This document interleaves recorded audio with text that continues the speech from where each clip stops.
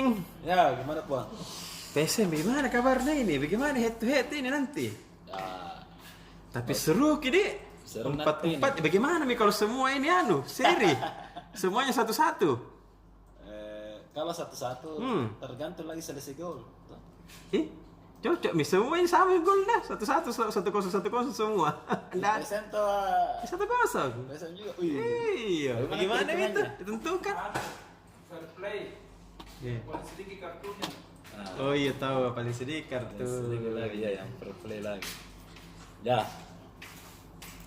Di pertandingan grup D ini bakal memang seru sampai di akhir pertandingan di penyisihan grup D.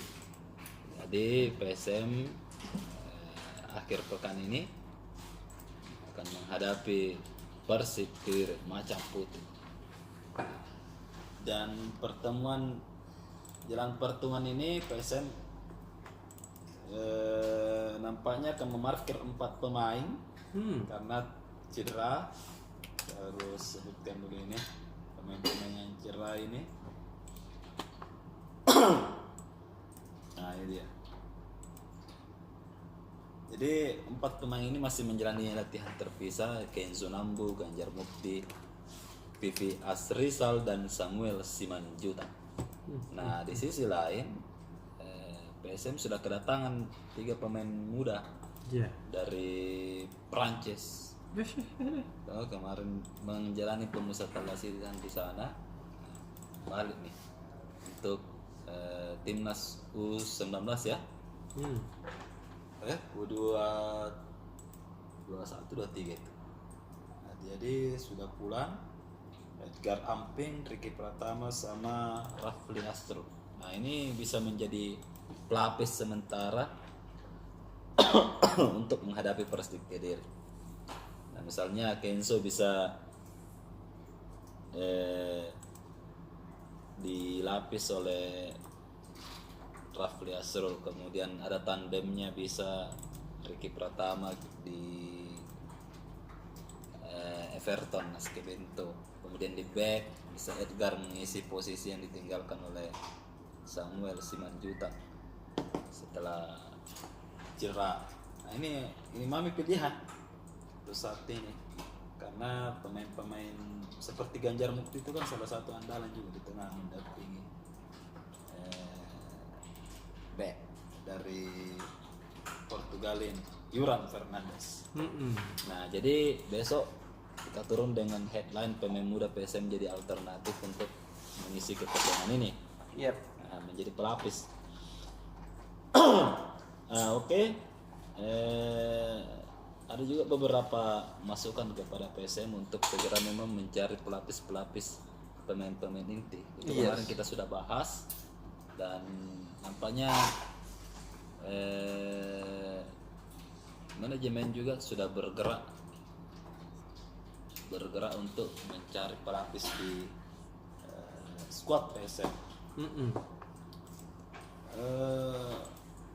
Selain itu setelah babak penyisian ini kan apakah PSM lolos atau tidak?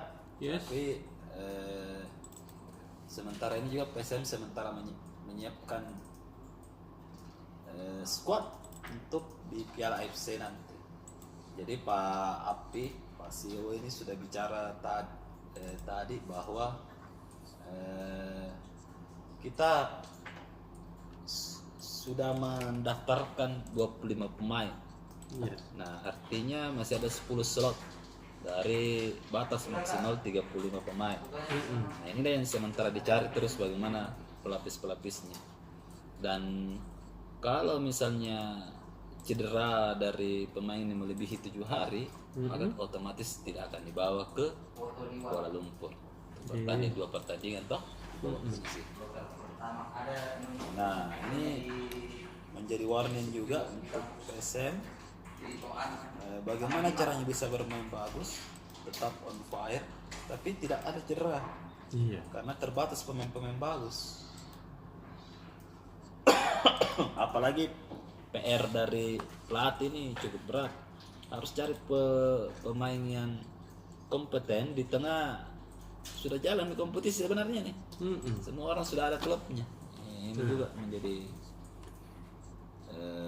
PR untuk Tavares, bagaimana cara meningkatkan SDM yang ada, pemain yang ada untuk bisa melangkah lebih jauh di Piala Presiden dan di akhir bulan ini Piala AFC.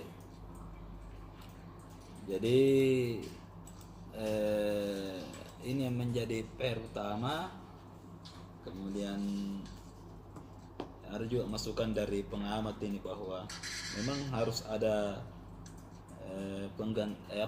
alternatif Pluim di tengah. Karena kemarin ketika Pluim semacam diganggu terus, betul. maka tidak jalan ke aliran bola dari tengah ke depan. Begitupun di sisi sayap. Di sisi sayap ini beberapa pertandingan ini tidak efektif umpannya. Yes. Sering miss atau terjadi kesalahan umpan. Ini juga mesti diperbaiki di sisi sayap. Bagaimana Eka, Zaki, dan Yakob ini bisa melatih titiknya, sehingga itu yang mungkin tidak menjadikan Everton Nascimento ganas ya seperti di Liga Bahrain yang pernah menjadi top skor ya. Karena itu jadi memang dalam pertandingan sepak bola kan tidak ada yang mendominasi, tidak mungkin satu orang Jago semua harus jago semua. Iya. Tidak mungkin satu yang jago. Seperti itu. Jadi PSM update terbarunya sudah kedatangan 3 pemain baru lagi dari pemain muda ini dari Akademi PSM. Edgar, Ricky, sama Rafli sudah gabung kemarin malam. Kemudian 4 pemain cedera. Kemudian PR PSM juga mencari pelapis untuk pemain-pemain andalan. Pelapisnya Pluim, mesti sayap juga yang mesti asisnya ini pas. Seperti itu. Sebenarnya masih ada beberapa, tapi di segi semangat sih saya lihat PSM sampai titik terakhir ya. Iya. Itu yang mesti dijaga juga. Karena nampaknya pertandingan bakal ketat di akhir babak penyisihan ini. Sama poin di semua ya. Sama-sama memiliki poin 3. Sehingga PSM untuk mengamankan masuk ke babak 8 besar perempat final ini mesti menang. Kalaupun seri bisa seri, yang penting susah seri harus menang di Pandi. Iya. Harus Kalau mau aman. Oke, itu di PSM. Kemudian daerah di Palopo tadi sudah merilis laka lantas terbaru, ada 87 orang terlibat laka lantas dan semua ini 87 kasus dengan 124 banyak sekali. Dan ini baru di pertengahan tahun sudah melebihi dari tahun lalu. Jadi ada peningkatan kecelakaan. Ini mesti dilihat dan sudah dirilis penyebabnya masalah tidak konsentrasi, kemudian ada juga di masalah tidak taat berlalu lintas, karena anak muda sekarang itu begitu. Jadi itu yang disampaikan tadi oleh Kepolisian Resort Palopo, bagaimana perkembangan laka lantas. Dan ini memang harus diinformasikan ke masyarakat supaya masyarakat paham bahwa laka lantas itu sangat riskan terjadi. Sehingga memang harus patuh, karena jangan sampai kita menderita hanya karena tidak patuh dalam berkendara. Iya. Itu penting juga itu, Bang. Kemudian di sisi lainnya juga tadi pemerintah Kabupaten Goa merilis satu lagi aplikasi yang namanya OSS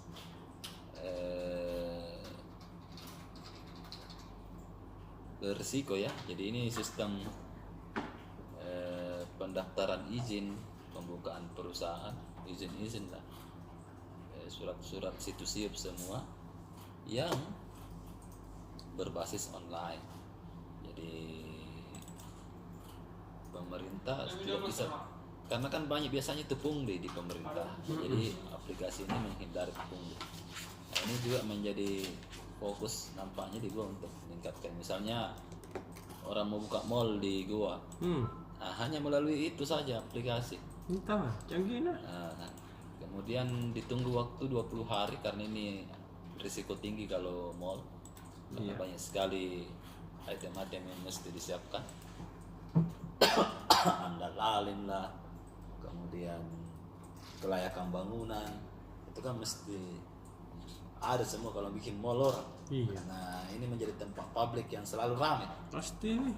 Kemudian kesiapan sanitasinya itu mesti dicek bagus-bagus. Ini berat sehingga butuh 20 hari. Nampaknya kalau misalnya ini berhasil,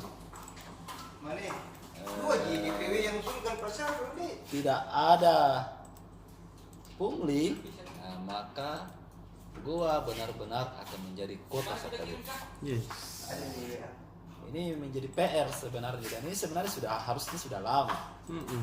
Lebih duluan harus ada mallnya. Nah, ini mesti betul-betul diatur oleh pemerintah Kabupaten Goa, karena kan lebih banyak penduduknya Goa, hampir 800.000 ketimbang Maros. Maros itu sudah ada mallnya, artinya tingkat perputaran ekonominya itu lebih kencang. Kalau misalnya ada ruang-ruang publik atau tempat-tempat publik supermarket seperti itu, ada mall.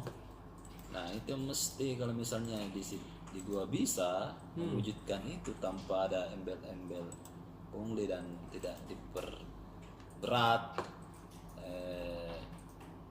lajur birokrasinya tidak panjang orang mengurus, tidak lama. Nah, itu bisa gua menjadi kota satelit. Nah, semoga ini saja bisa terbukti ya, dan tidak ada kita dengar lagi. Nah, karena kan memang Makassar ini sudah full tempat-tempat begituan. Kita pergi misalnya di mall-mall apapun di Makassar, pasti di jalanan semua aja parkir. Nah, ini mesti dipikirkan oleh mall-mall baru mungkin akan didirikan di daerah-daerah penyangga, kota penyangga, Maros, Goa, Takalar. Oke, itu. Kemudian yang lain tadi jadi Presiden Joko Widodo ini sudah membeli 3 sapi dari Sinjai untuk kurban ini puangnya. Dari Sinjai, Bulukumba sama Bone. Ya, 3 sapi ini hampir 100 kilo, 1000 kilo semua. Jadi sapi limosin semua.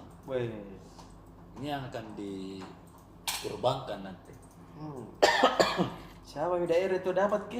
Nah, di daerah itu pun Sinjai, Bulukumba sama Bone. Karena kan memang setiap tahun Pak Jokowi sudah sering berkurban. Warna betul di Jokowi kan? Ya, semoga saja. Jika warna hitam Ya, tidak mungkin pemerintah mau melabeli itu kalau bukan hanya Jokowi.